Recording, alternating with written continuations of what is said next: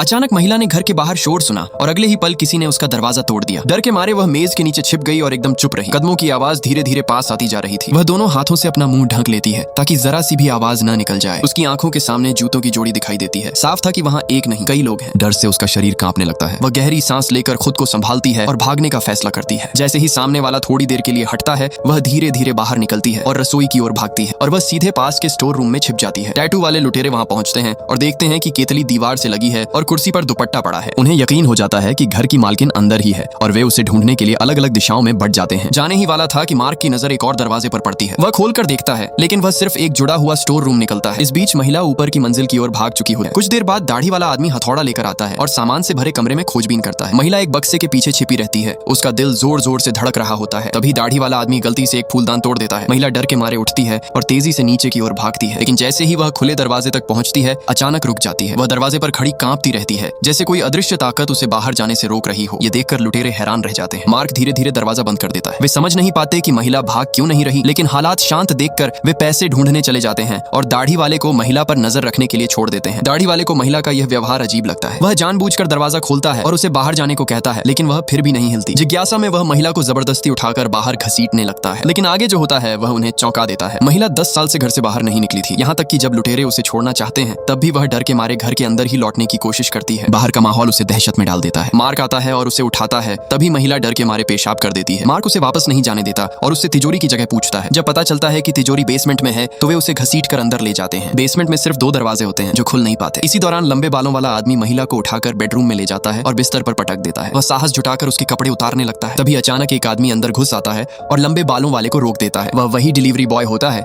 जो पहले महिला को खाना पहुंचाया करता था और उसी ने लुटेरों को जानकारी दी थी। उन्हें साथ देखकर महिला सब समझ जाती है। वह मौका पाकर भागती है और बाथरूम में छिप जाती है। लंबे बालों वाला पीछे आ जाता है और दरवाजा खोलने की कोशिश करता है।